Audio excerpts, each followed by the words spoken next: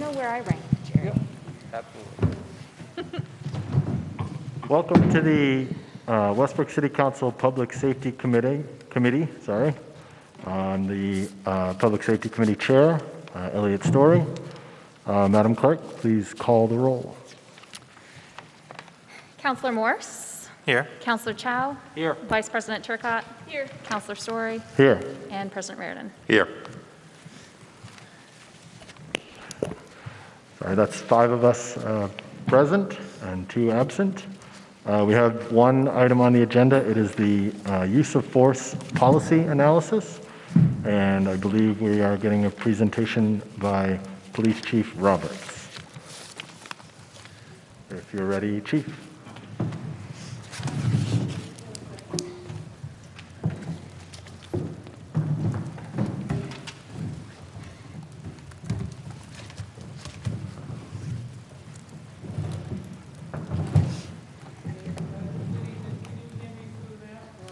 Appropriate for me to take the mask off. Well, there you go. I can even better now.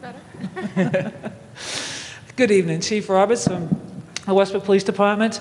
I want to thank the council and the public and the mayor, city leaders for being here a little early this evening to, in my mind, it's the start of a series of conversations. We started the conversations back in June, July, in our local response to the tragic death of George Floyd and looking at race equity in the city of Westbrook and how the Westbrook police officers and police department interact with people of color within our community. And tonight's report is an outcome of request by the public, as well as by my staff, to do a more in-depth analysis in building context to use of force, specific to the 2019 use of force incidents with officers that was highlighted in an article from the American Journal back, I believe, in September. I forget the time frame on that. And the response to that, and we reached out to St. Joseph's College and made a connection with Professor Meredith Amy Guy, who is here this evening. She is going to present in a few minutes on her analysis and the PowerPoint that was given to you in your packet. And then I do want to say that as we go through the next hour, if it takes an hour for the conversation, if you have questions, bring them forward at the time. I'd rather answer your questions and run out of time than not be able to get to your questions. And those are the things that are important. You have the information in front of you, so as we go along, please bring your questions forward. I also know that as a beginning of the conversation, not all aspects of the use of force, that even the context of how many hours the officers worked, how many calls for service that they had been involved in, whether they're self-initiated or dispatched, and those questions haven't been answered. We started with a baseline that was presented in the professor's report. And really tying this to the department's mission statement and core values. And the context of our mission statement is, we, the members of the Westbrook Police Department, proudly commit ourselves to maintaining the public's trust by ethically, courageously, and impartially serving our diverse community, maintaining order, enforcing laws, reducing the perception of fear, and improving the quality of life for all who live, work, and play in the city of Westbrook. We pledge to be accountable while displaying professionalism and compassion as we fulfill our mission. Those 2 sentences include all of our core values, which are professionalism, accountability, courage, integrity, fairness, and compassion. Bringing all of that together, I stand here representing all of our Westbrook police officers. And the first real poignant point that I want to make is that no officer, none of us, want to use force against anybody. We are trained and we've invested a lot of our training hours and our funds to have our officers trained not only in how to effectively and properly use the techniques and the equipment that are given to them to defend themselves and others, they're also given quite a bit of training around de-escalation skills, conflict management, communication. and mental health interactions. So just know the baseline that our officers do not want to use force. They are responding to what is presented to them and or what is reported to them. So lots of times when the call is reported, we only have that basic information, which usually isn't completely accurate. For tonight's presentation, I am going to hand it over to Professor Amy Guy and let her go through her presentation, and then I would like to spend some time going into the actual specific 29 instances in the report that I provided you with those summaries. Professor, and I actually want to, as a brief introduction to Professor Amy Guy, she's got some background in data analysis, and because I don't know all the training and pedigree, I'm going to ask her to give that brief summary to explain why she was a good partner for us in this particular report. Thank you.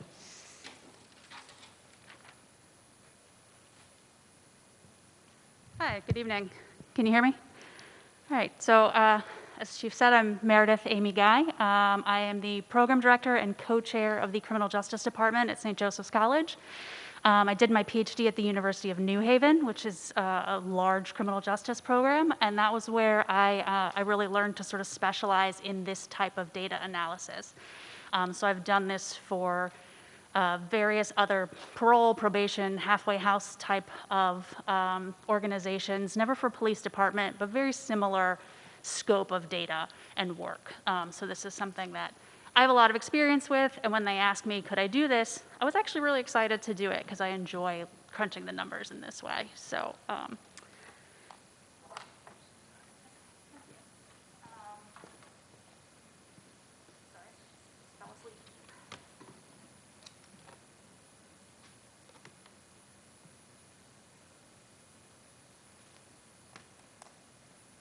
want to say that I'm very proud of the Westbrook Police Department for doing this work. It's an important question right now. Anti-racism is our sort of area of focus at St. Joseph's this year. It's very important to me and my students, so I like to see the police doing this difficult sort of self-reflection work.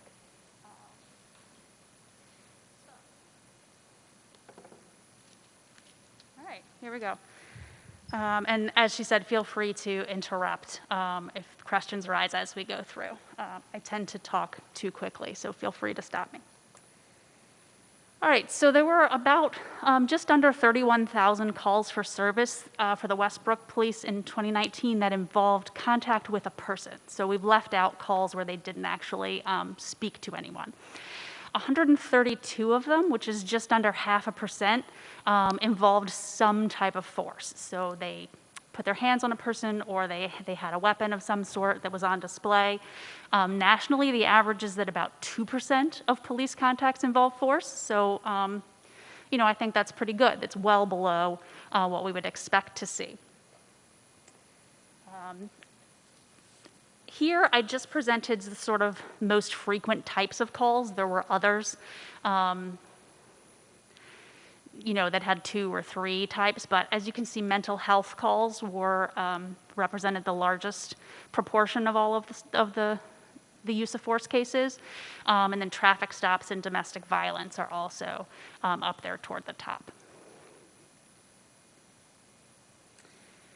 So as far as who was involved, 66 or so % of them were white, 22% black, and then fairly 2% or less for other races. That's a pretty high proportion compared to the state of Maine population, the disparity between white and black. So that's something that we took a little bit more of an in-depth look at, which I'll get to soon, and Chief Roberts will speak to a little bit more as well. The age, the mean age was around 31 years old. The oldest person involved was 70 and the youngest was 10. As you can see in the pie chart, the majority of people were between 25 and 44, which is a little bit older than you would expect to see. Most people who have contacts with the police that involve some type of force are closer to age 25. But that could be a function of Maine having an older population. About 60% of these people lived in Westbrook. The next largest percent came from Portland, which is not surprising. And then there were 1 or 2 from various other nearby cities and towns around the state. No one from outside the state of Maine was involved in any of these 132 incidents. Some important considerations. About 28% had a known history. They were known to the police to have a history of violent behavior. About a quarter a known history of mental illness. 40% were judged to be intoxicated. And then about 12 of them had some type of weapon that was, threatening the officers with a weapon. There were 8 people that the officers encountered twice and 1 person 3 times. About 77% were men, and on average, nationally, we see around 85 or so percent are usually men, so not too far off. Of the 132 incidents, there were 214 reports filed because there was often more than one officer. The average was 2.6 officers per incident, and then you can see there about 20% had just a single officer. That's pretty close to what we would expect. Most have 1 to 2 in general. There was one incident where 8 people became involved. Going back up to the top, the majority of them were calls for service. So someone reached out to the police and said, there's an incident, we need you to respond. And that is higher. On average around the country, we see a lot more officer-initiated encounters that result in force. So a lot more responses to calls in Westbrook than you would expect. They're really spread out pretty evenly throughout the year. There was no real pattern. Similar to day of the week, maybe a little bit more on Saturdays, but not statistically significant. There was a very noticeable pattern, and I apologize, I realized that there was an error in the version of this that you had been sent before. When I was typing it in, I messed up. Most of the calls happened between 6 p.m. and midnight, almost 40%. So that's, not unexpected. Crimes happen at night. Injuries were pretty minor. 10 officers received various scrapes and cuts. I think 1 got an impact injury. And then 25 of the 132 individuals were injured. Again, mostly sort of minor stuff, cuts and scrapes, bruises. 8 were treated on scene by the Westbrook rescue team or in the public safety building, if not on scene.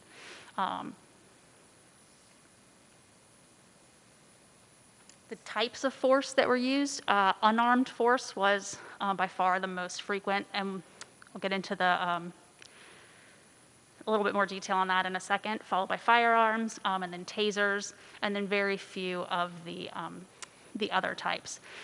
So this adds up to more than 132 because often there was more than one officer, or the officer used more than one technique at the same scene. So that's why the numbers don't add up properly. As far as unarmed techniques, this is a breakdown of the various specific types. Pushing, pulling, and grabbing the person were the most common. And this was usually just done to put them in handcuffs or keep them away from a second person who was involved in the incident, something like that. The chief can maybe go into more on that.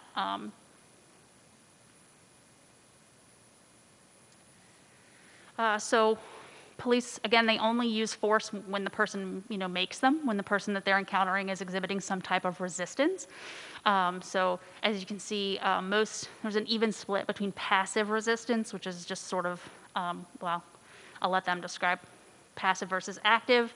Some people sort of posturing, acting like they were going to do something, being threatening, verbal threats. Again, it adds up to more than 132 because some people did more than one thing. So someone might have made a verbal threat and been actively resistant. The officers, when they make their report, they say from 0 to 10, did the person comply once the force was introduced? As you can see, that huge green area, half of people complied immediately, and only a very few, 2%, refused to comply at all after the initial use of force. So that's pretty good. we looked at some special, areas of special consideration, starting with mental illness. So there were 30 cases where the person had a known history of mental illness before the interaction started. It was just under a quarter of the sample. A little bit older than the overall total, mostly white, more men than women, mostly from Westbrook, following along pretty closely to everything I just went over for the whole group. Force that was used here with people with mental illness, mostly unarmed, and then about half of the taser uses were for this group. 2 officers and 7 of the subjects were injured in these encounters. And it's well established in the literature on use of force that people with mental illness are more likely to encounter force and more likely to be injured just because their mental illness makes it difficult for them to understand and comply with what's going on. So they seem more resistant because of the illness.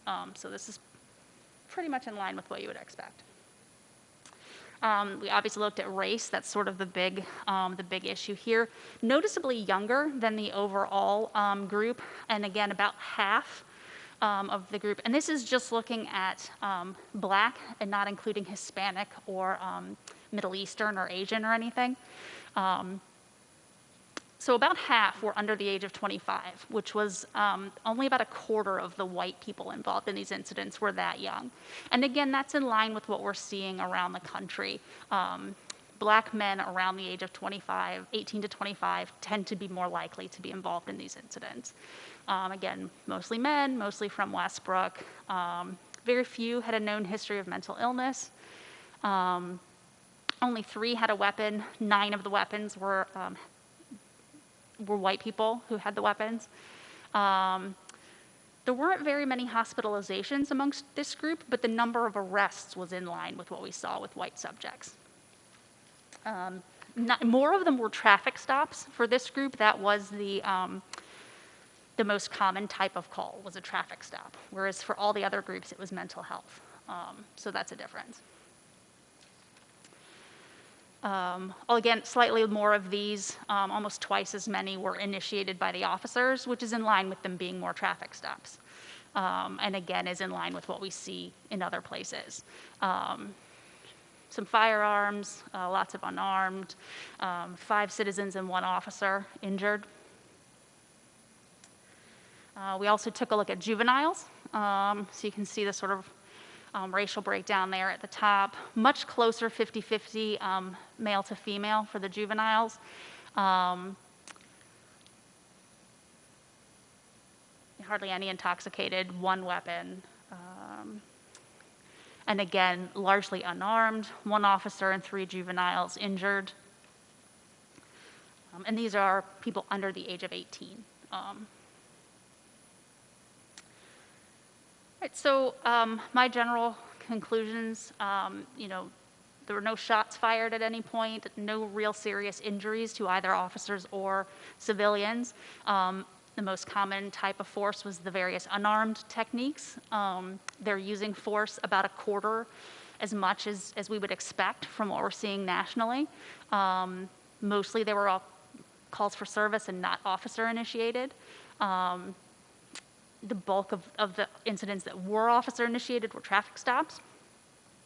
And then we've talked about the racial differences already there. And then this is, I don't know if this made sense to anyone when you saw it in your packet, but just an overall sort of comparison of everything that I just said in one massive table. So I'm happy to answer any questions that you have. I know I went through that a little quickly, but.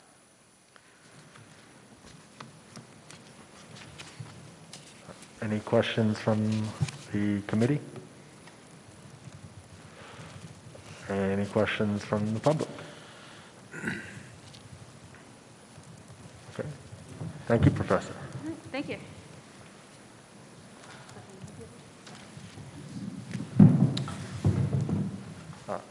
While they transition, I did want to point out something that stuck out to me over 30,000 calls for service, and 6 hospitalizations. We don't want to send anyone to the hospital, but I just thought that that stuck out as an extremely, extremely low number. You know, trying to delve into all this data, you would expect possibly a higher number. So that's something that stuck out to me, was how low that number was.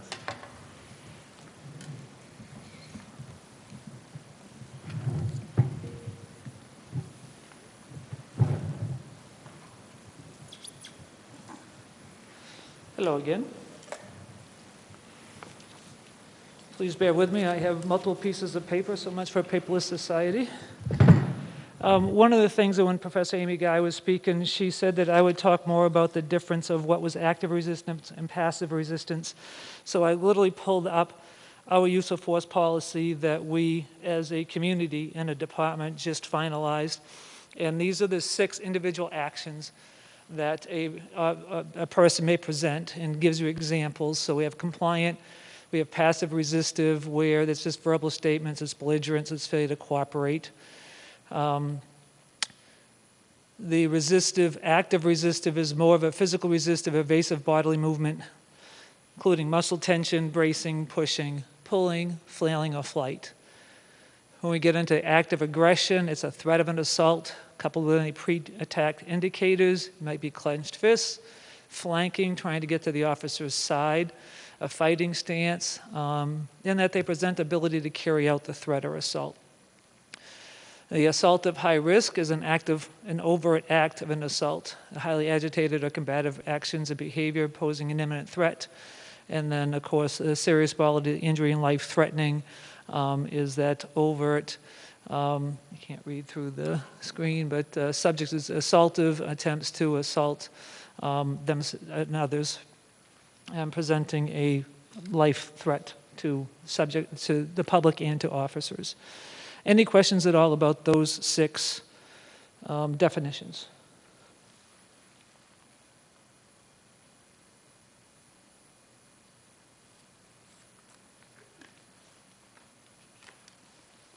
So a couple of points that I want to make specific to some of the statistics again that Professor Amy Guy had mentioned.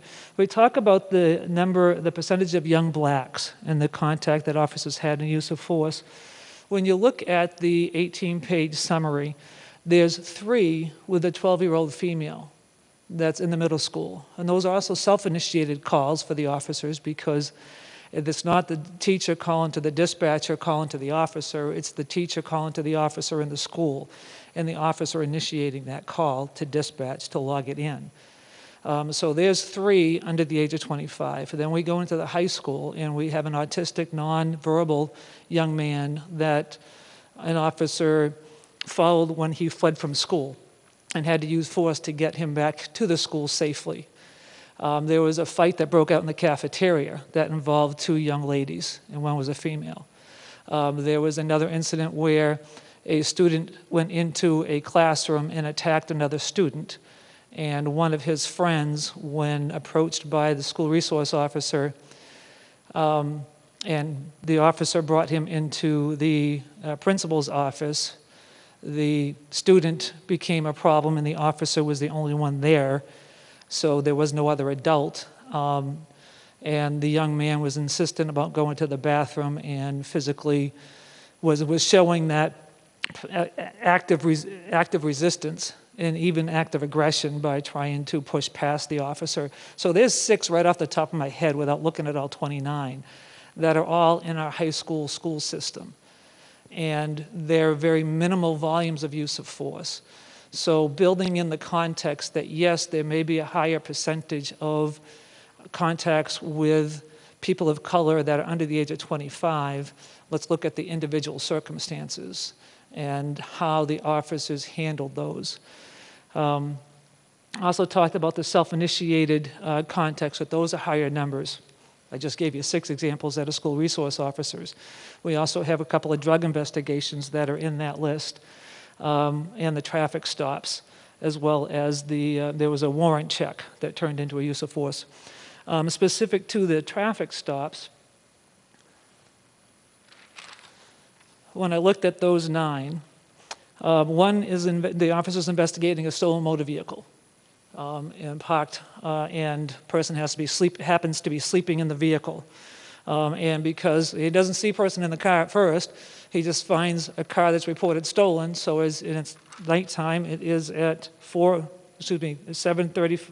My bad. It's in the morning, 7:35 a.m. on January 1st. And he draws his duty weapon to clear the car in case there was somebody in there that might be armed. Another one was the midnight shift officers had heard that Portland had 2 shooting incidences in their city. They had no description of suspect vehicle or description, and they positioned themselves out on 302 on Bridgeton Road in case suspects fled that way. And sure enough, at 4:11 a.m., this vehicle comes outbound Forest Avenue into our city at a high rate of speed, turns onto East Bridge Street. It took the gentleman over almost 30 seconds to stop with lights and sirens on behind him. And certainly not knowing what they had or who they had, they conducted a felony traffic stop. As soon as they realized that the man wasn't armed and wasn't a threat, they put their duty weapons away. One was a traffic stop at 7:35 a.m. For an expired registration and no seatbelt. And when the operator reached into his glove box and opened his glove box up, there was a gun in the glove box. And the officer quickly drew his duty weapon, gave the man verbal commands. The man complied. And the officer put the gun away. Ultimate investigation of that was that the gun was fully loaded and one in the chamber, so it was fully operational. Next one was a plate light out. And this was at 2:14 a.m. on the 6th of January. So plate light out means the officer's in the back. The officer's behind that car and sees a plate light out. Certainly minor infraction, and that's what we officers do. I can't count how many traffic stops I've made earlier in my career, finding other criminal activity by looking at those minor vehicle defects or minor traffic violations. Loud exhaust, one of them was officers going down Main Street by Dairy Queen, and vehicle comes up behind him. He's doing roughly the speed limit. Vehicle passes him on Main Street doing about 60 at 3:05 a.m. on January 17th. Next one was a loud exhaust and a red light at 6:08 p.m. And that's on the 31st of January. So again, it's dark out. Officers from behind the vehicle. Typically, from my experience, I can't see the race or the gender or the age of the person driving unless I get some type of glimpse from the side or rearview mirror.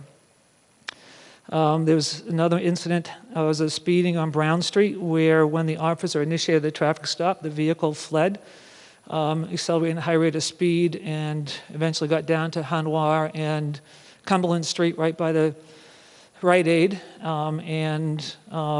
officers ended up, the vehicle stopped. Driving subject got out of the car, and officers conducted a felony stop. Again, high risk, so weapons drawn, given verbal orders. Orders are followed, gun goes away, and they investigate. Another one was a drug surveillance at 4:45 p.m. on October 25th, so probably right around twilight, dusk. And that was as a result of our drug investigators asking our officers to stop a particular vehicle for purposes of arresting somebody that had a warrant and was known or suspected to be armed. Another one was a drug investigation. This one was at 8:16 p.m. on the 7th of November, again, dark, and also a proactive, self-initiated drug investigation on a known drug dealer. And I actually have a 10th one because I wasn't sure which one the professor was counting as a traffic stop, but I came up with, there was a report of an OUI, and the car had pulled into Enterprise over on Larrabee Road at 2:52 a.m. on the 12th of September. And that ultimately involved use of force on a young man, not related to that particular time, but there was 3 different contacts the officers had with him and 2 of his companions. So I want to give you that context because, yes, the numbers look bad. The numbers look high. And then when I look at these incidences, there's really, in my mind, 3, maybe 4, that you could say that, yes, the officer knew the individual was black, and that may have been a pretext for the stop. And looking at those numbers and comparing them and taking those reality, those real contexts, and bringing them down to where and when and why and how the officers use force. I don't see a strong or negative pattern in that area.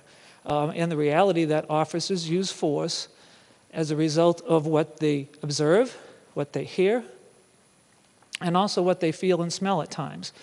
Looking into, if you were reading the summary of the 29 incidences, how many times we have had contact with these individuals. And that could be a number that you look at, well, hey, you're targeting this individual. And I would argue that it is how many times we've had contact with this individual where force wasn't used, versus some of them were only one time and some might have been, actually I forget the number as to whether it was the highest number, but there was quite a few, 28 or something like that. And in that context, we're talking about a child that is, if she's not diagnosed as mentally ill, she certainly has some behavior problems that the school cannot effectively address on their own and safely. So our school resource officer becomes that point of contact. And when the child is not compliant, then the resource officer reaches out and asks for patrol assistance for the safety of the child and the safety of the rest of the school and the other children. I'm going to take a breath here and collect my thoughts, but if you have any questions up to this point, I welcome an opportunity to hear them and answer them.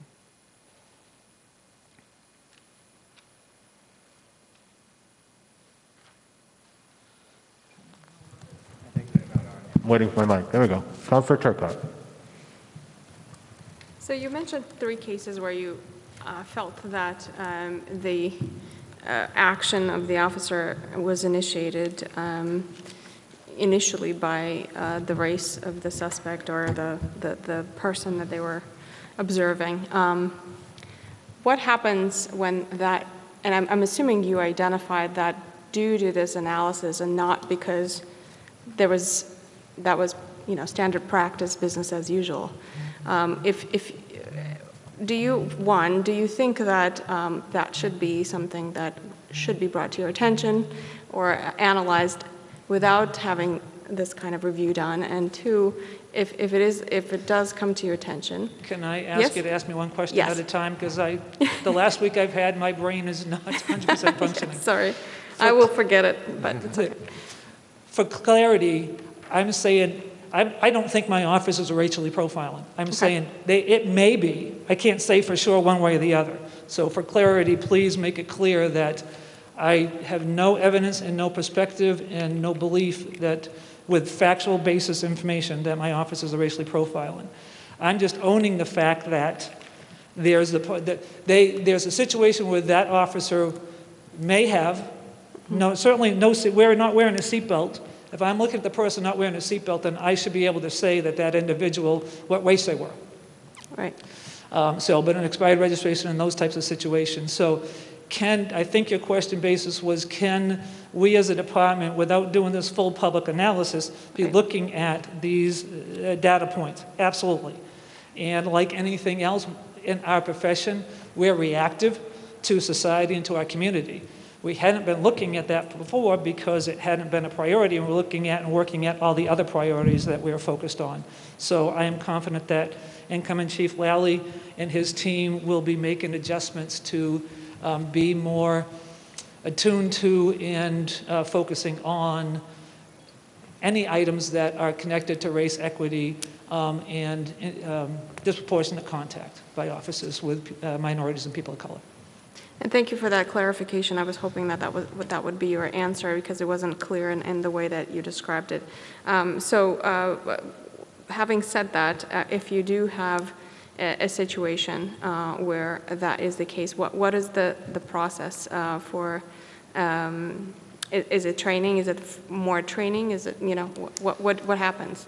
So specifically to use of force at this point with our new policy, I'll back up and say our day-to-day operation around use of force. Officer uses force, report it to their supervisor, document it in a report, take photographs, take statements if there are witnesses.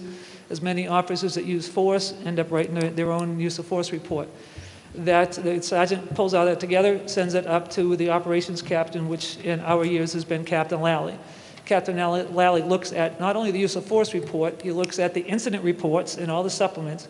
He looks at and listens to any of the watch guard recordings for that particular call, and sometimes even the dispatched radio traffic, and makes an assessment as to whether the officer's use of force was reasonable and within boundaries of policy. And at that point, those reports come up to me. I look at them as well. I tend to be more looking at, there's lots of text boxes, and trying to make sure that if there's 3 officers filing a report, that the information is, their actions are different, but the basic information is accurate. And looking at the narratives, looking at reasonableness, also looking at descriptive. I use the phrase body part to the best that you can recollect.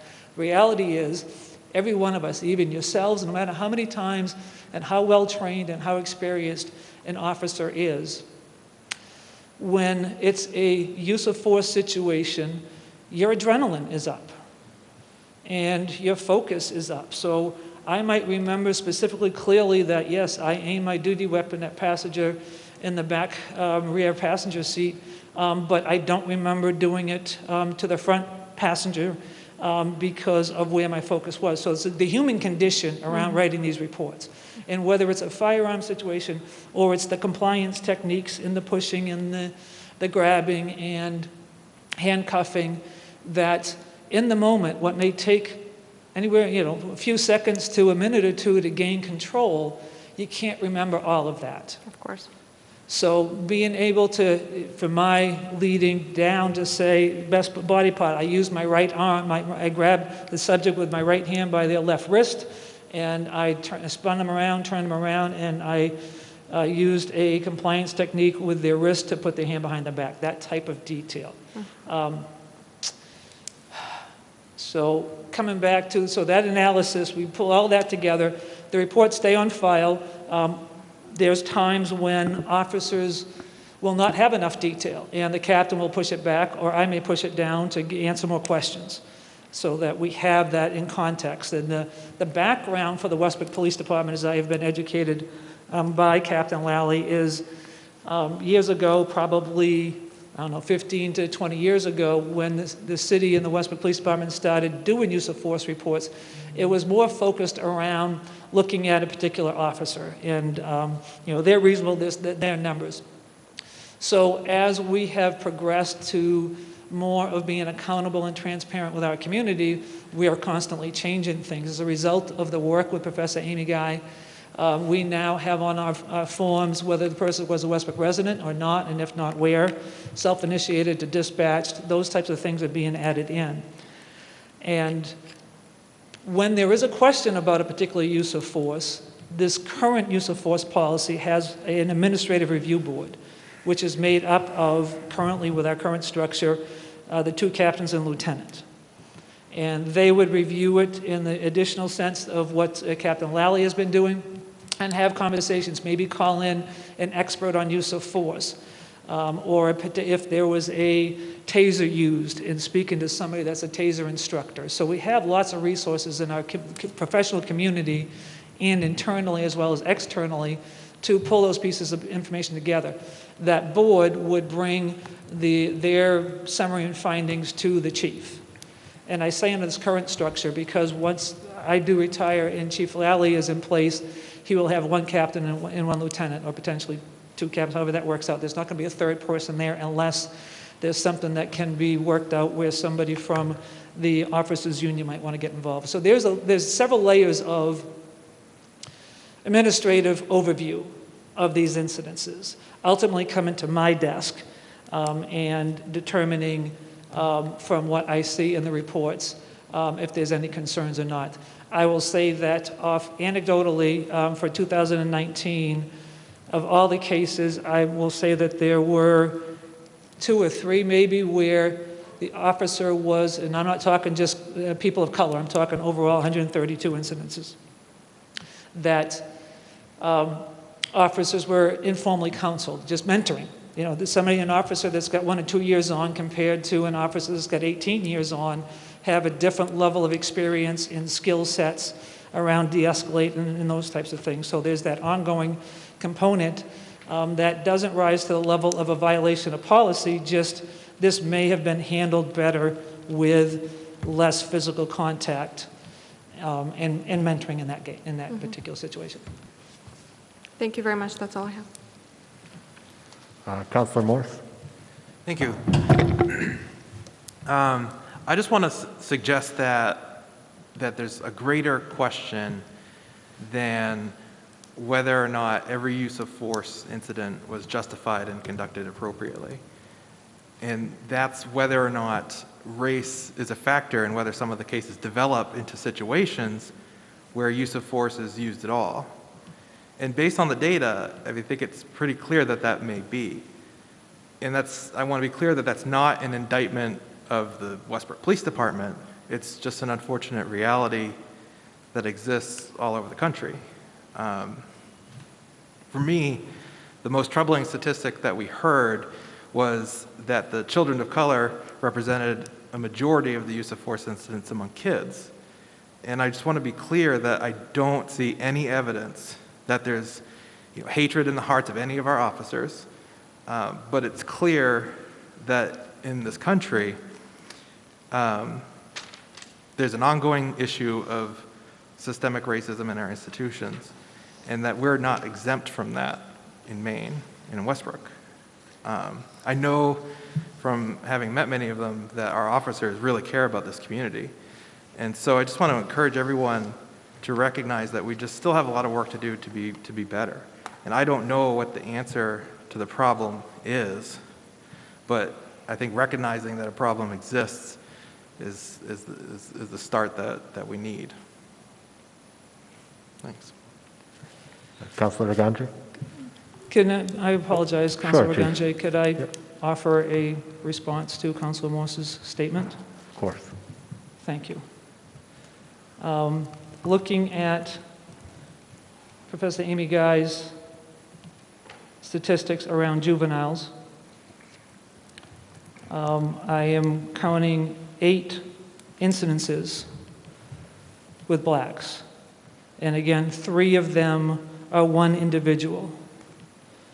And looking at the specifics that I provided you and the circumstances of those that I highlighted at the beginning of the conversation, I'm cautious of the statistics. I hear you said, I completely agree with you, Councilor Morse, that if race is a factor and when force is used, then we need to figure out why that's happening. And if inappropriate, then we need to be addressing that. And I'm just saying that I'm going to own it. I'm defensive about using statistics where 8 looks like a high number, but when you look at the reality of the individuals and the circumstances and the lack of cooperation and the resistance presented to the officers, that to me doesn't suggest racism. Well, it's 11 minorities, from what I see. I'm sorry?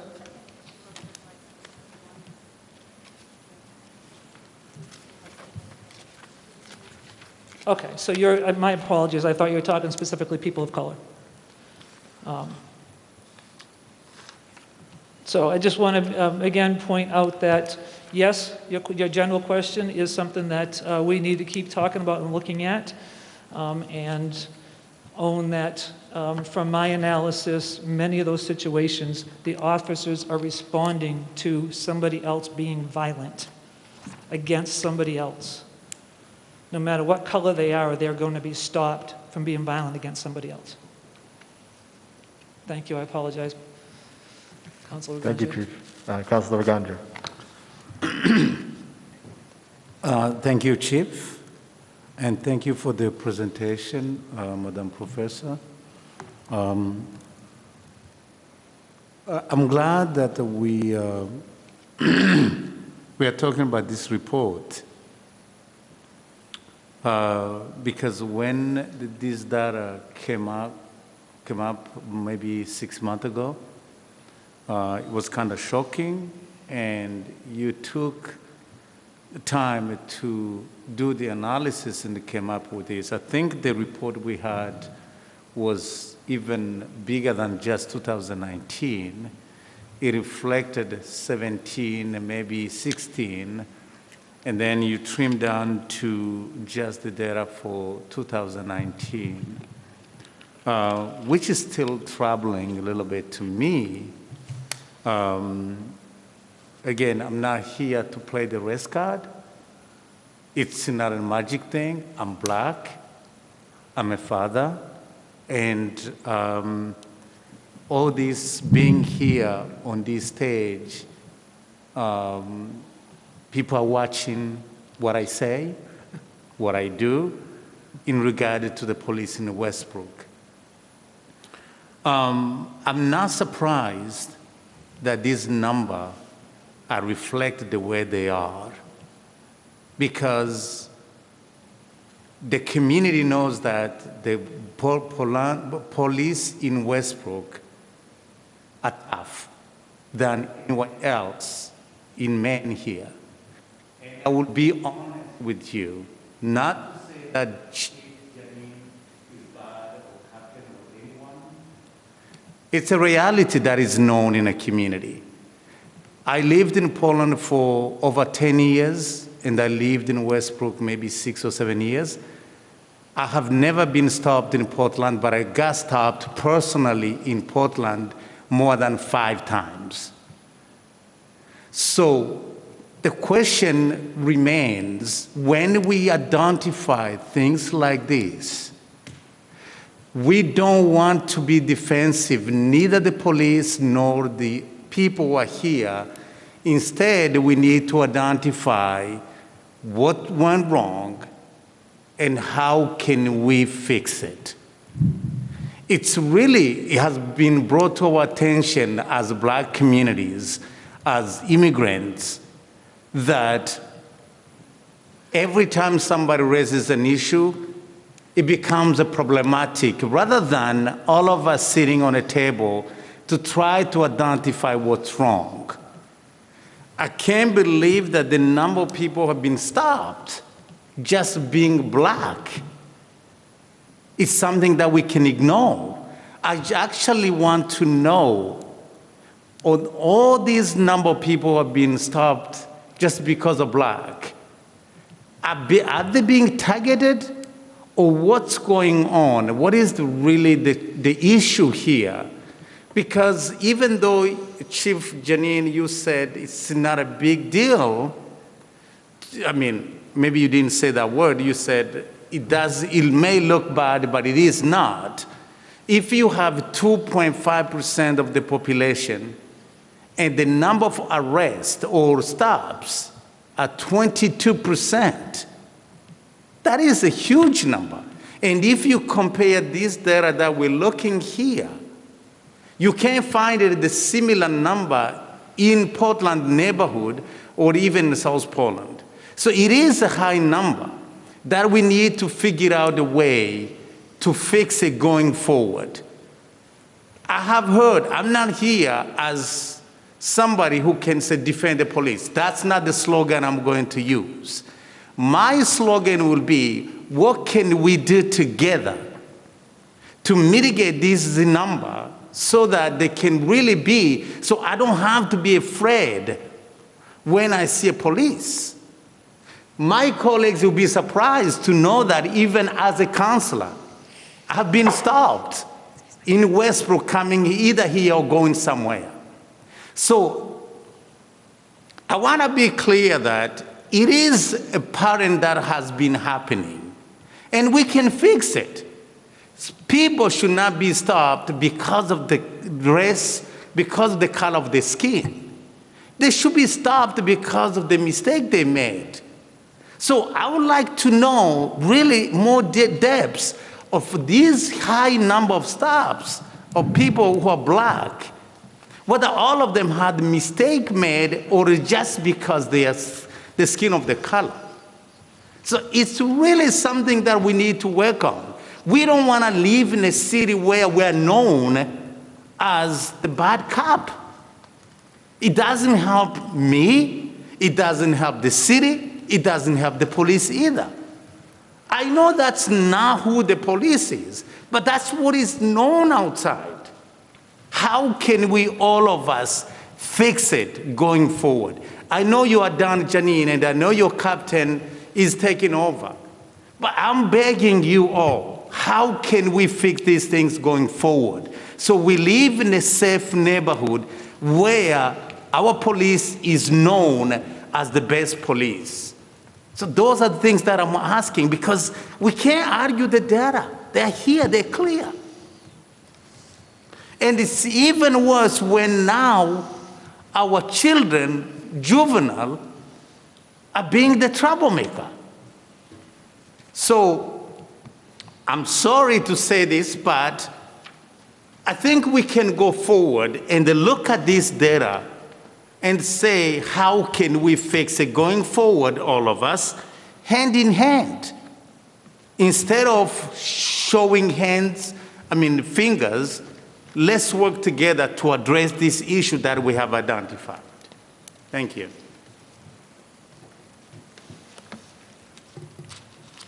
Councilor, Did you want to respond, Chief? yes, please.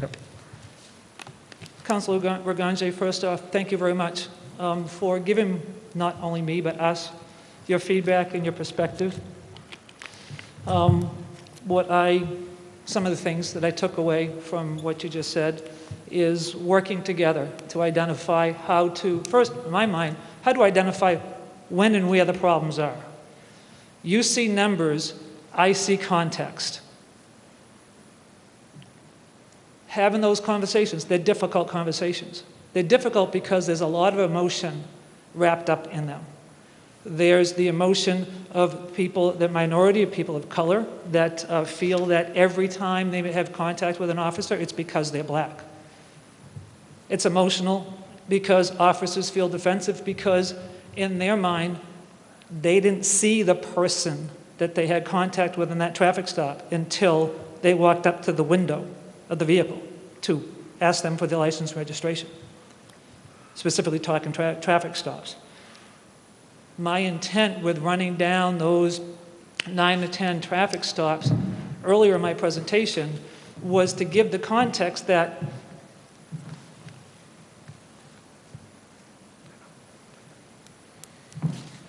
seven out of 10 of those were clearly nighttime. 1 was twilight, 2 were daytime. And I can tell you from personal experience, at nighttime, unless you're in a well-lit, well-lit area, and you are on facing the vehicle coming at you, to be able to see into the window, to see that that person is black.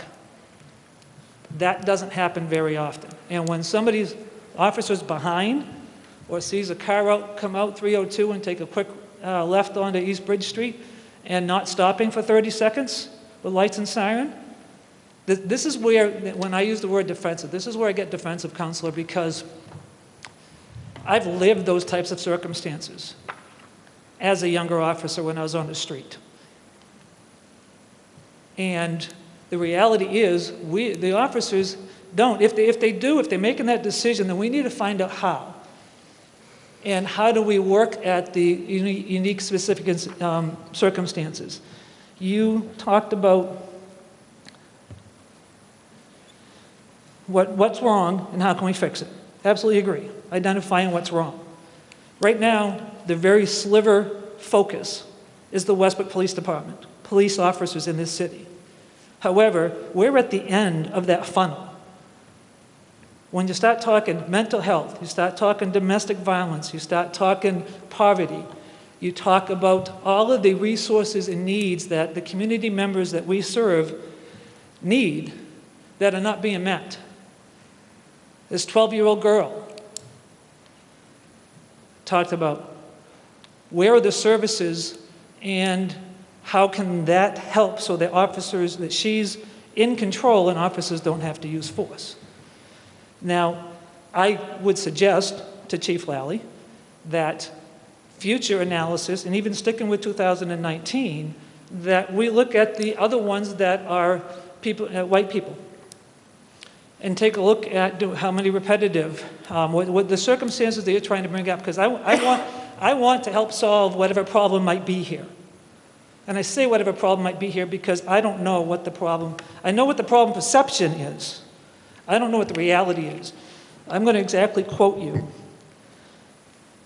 Stop just being black. That people are being stopped just for being black.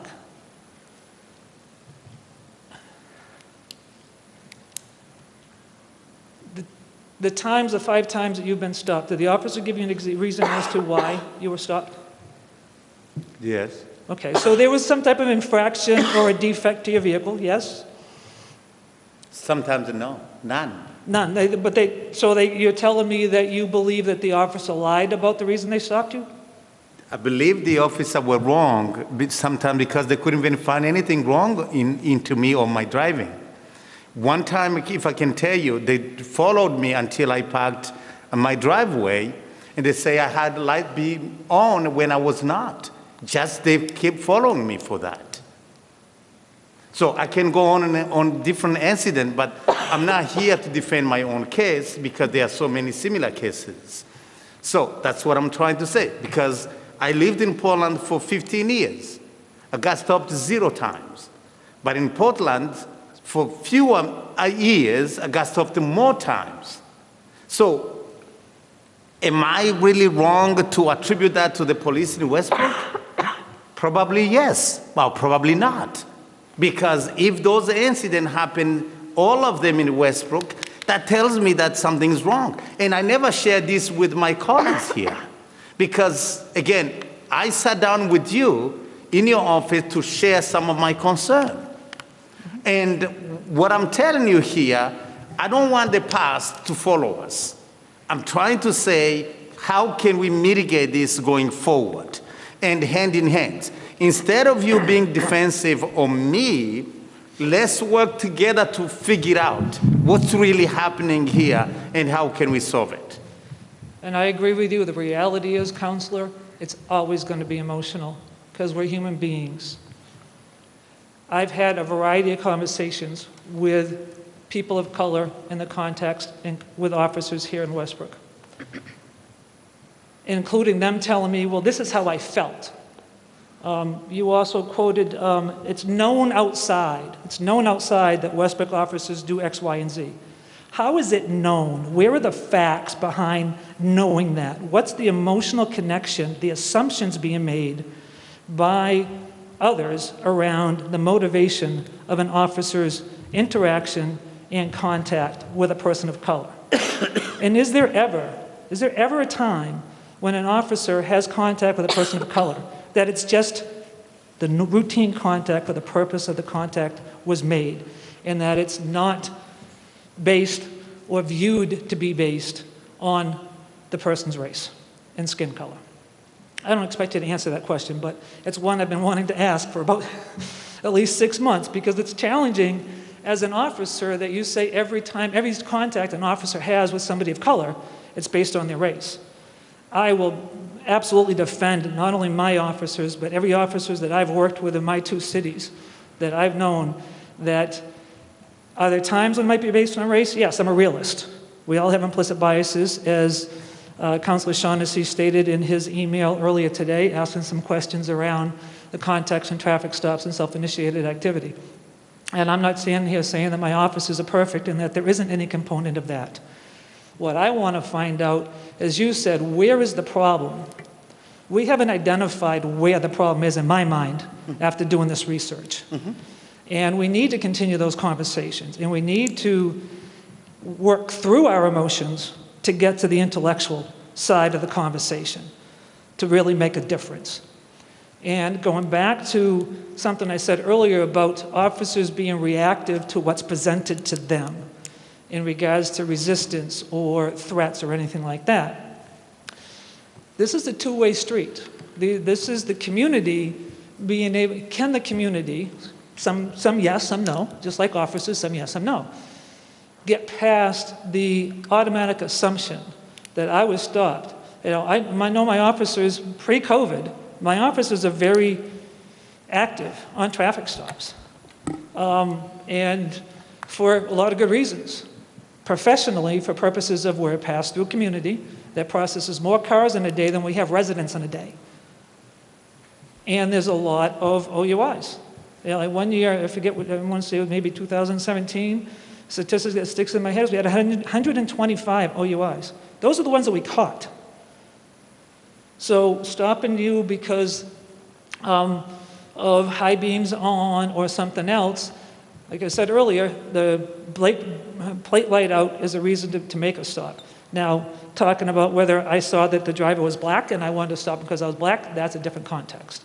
And that's what we need to be fleshing out. And how do, I keep saying we because in my head I'm still part of our community. How do we have those conversations? Where do we get that actual data and factual information to say to a particular officer or a particular shift, or it's the whole department? Who is it, how is it, why is it, when is it? And how do we address that? And that's a big challenge going forward. Right now, we're only talking about 2019. We had to start someplace. And starting here, I think it's a good stepping off point. And it's not something that's going to be resolved we started working together, probably end of September.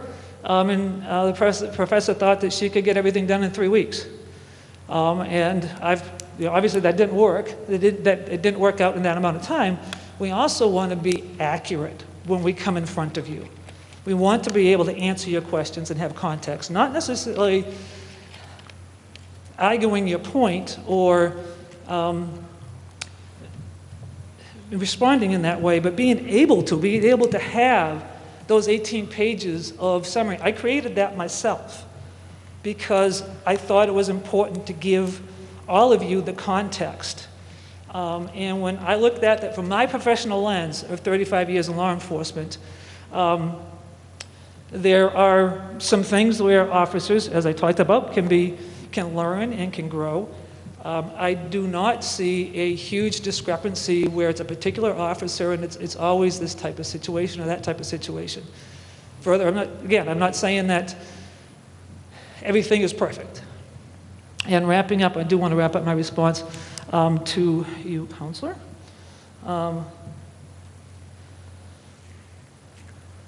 What I encourage going forward is that the city and the community partner with the police department and the other service providers and the other city entities that are all entwined with race equity.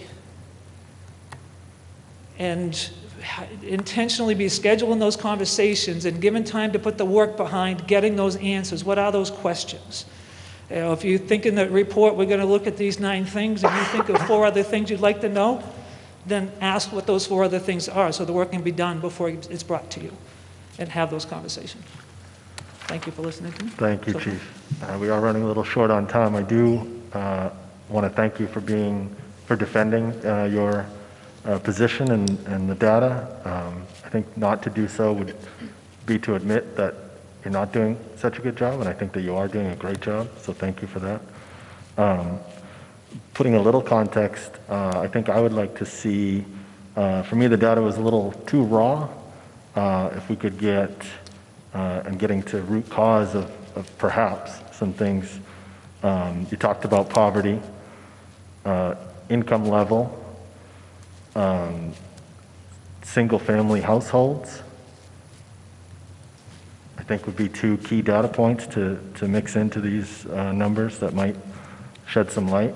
And again, it could be income level causing that tail light to be out, causing the stop, things like that. So I think we had a couple more questions. I don't know if we're going to cut it for the council meeting or if we're going to take those questions. Mr. Mayor. Thank you, Mr. Chair. I'll just make it quick. I know we have the council meeting. We can try to wrap it up here in a moment, but I just wanted to take a moment to thank the chief and the professor for the outstanding work that they did to put this information together and the detailed analysis. It definitely, to me, helps to see the context involved in situations. And the data can show one thing, but the context helps. And the chief indicated that context in this situation helps quite a bit. I'm confident in the chief and the officers that they are working their best to try to serve the community as fairly as possible. And I'm confident that Chief Lally will help lead us into the future and help to work together as a community to navigate these various challenges. So I look forward to continuing this conversation into the future, and now that we have the data, we can continue to work forward with our community. Thank you, Mr. Chair. Thank you, Mr. Mayor. A couple more. Councilor Chow? Yes, thank you. Chief, I want to thank you for the presentation. It was pretty good. As far as the statistics, there's 30,000 incidences, and we're talking about 132 of them. I don't know if that's enough data set we were talking about being stopped and use of force, and I believe they're different things. So I don't believe we have enough data for what others are talking about. We just have the data for the use of force. But and I just don't know if there's enough data for that to make a good conclusion or not. So I don't believe as reviewing this, I reviewed the data, and I just don't see any examples of any sort of racism or bias on the data I see. But I wanted to let the public know that Chief Roberts and Chief Lally, I've known you guys for a long time.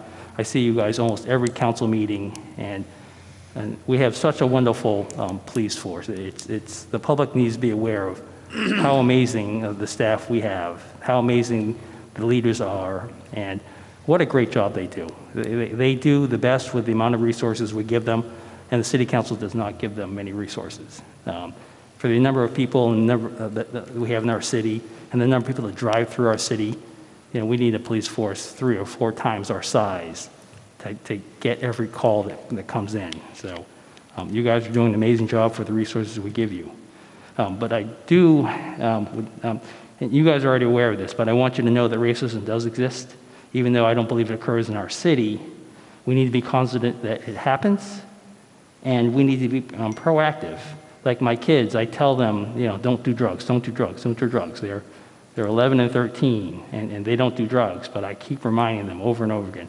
I'm very proactive, and I would like some sort of policy where things that happen in other cities, you guys review and say, hey, look at this. This just happened in this city. Can we talk about this? And what would you guys do? And stuff like that. And just these little scenarios. I don't know if that helps or not, but as far as the city of Westbrook, I am, I love, I don't like seeing other cities make mistakes, but I like learning from them because I don't want Westbrook to go through the same mistake.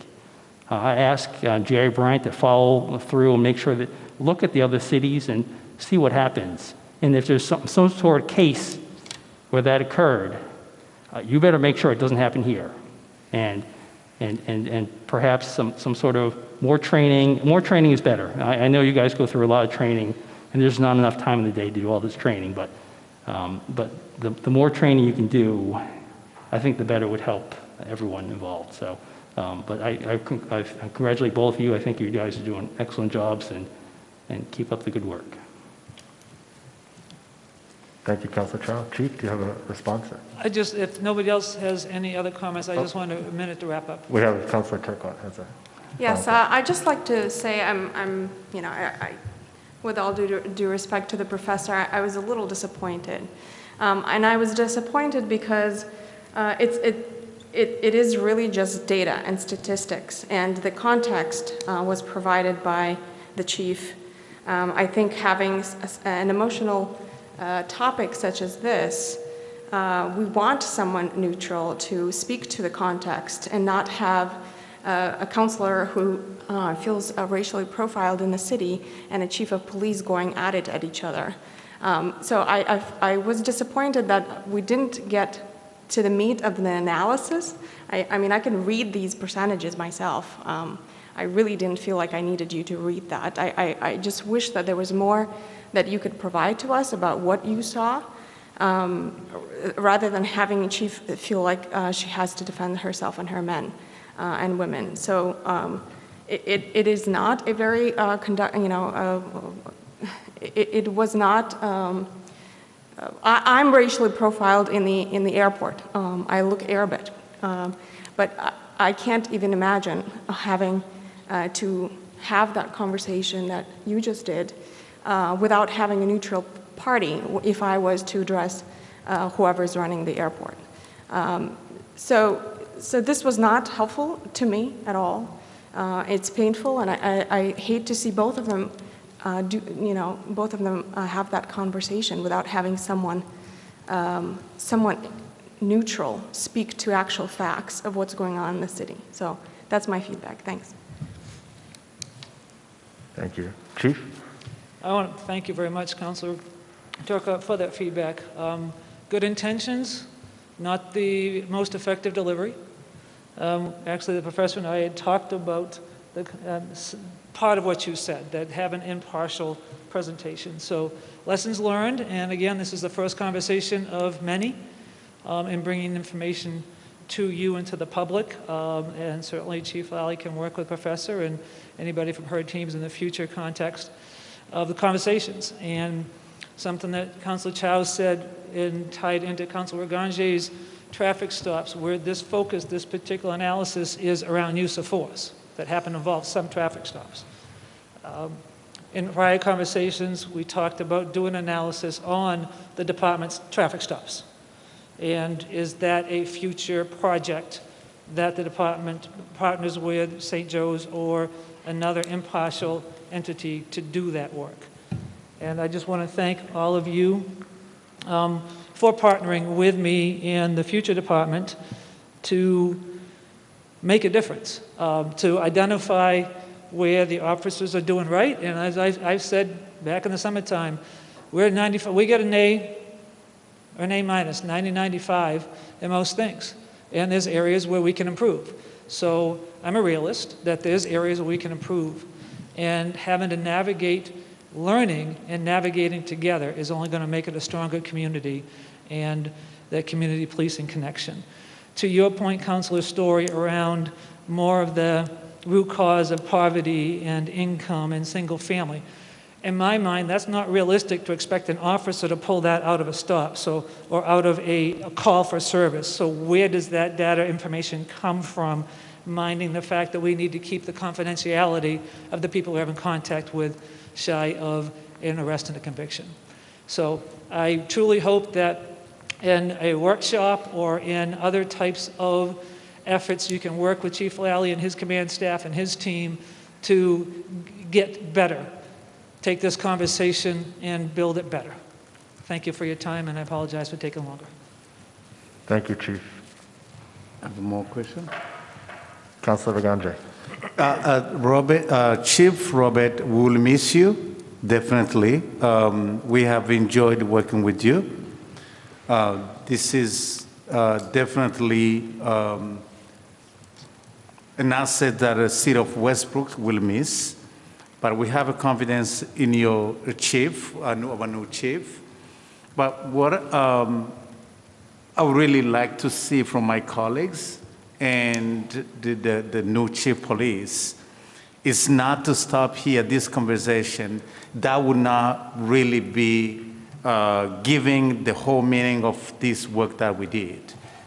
I would really recommend that we do next step in terms of looking and say, how can we fix this issue? If this workshop was just, if it stops here, it will be just a show. But if we really committed, instead of just coming here, all of us, and say, thank you, Chief Robert, for everything you did. We appreciate, we know you're doing a great job. That's not doing a service to our community. If we try to figure out the wrong things that happen and fix them, it will satisfy everybody, including the chief police. We'll be doing them a better service than just up here. Thank you. Can I ask a question back? For clarity, Councilor Ragange, when you say next steps, what do you envision to be those next steps so that Chief Lally can hear that and figure out, because he might be thinking one way and you're thinking another way. So what do you see as the next steps to delve deeper to get the answers to the questions you're asking? Thank you for asking that question. It's as Councilor Chow said, we only looked at 2019. But if you look beyond that, the pattern is the same. 18, 19, 17, 16. So we realize it's the same thing. So if we do an analysis of those other 3 years, we probably find either same pattern or even worse things that happen or a little bit less than what happened in 19. So I would like to do this analysis and figure out the whole issue that we need to fix going forward. And the second thing, this is only we are looking at the case of 132 people in the case of use of force.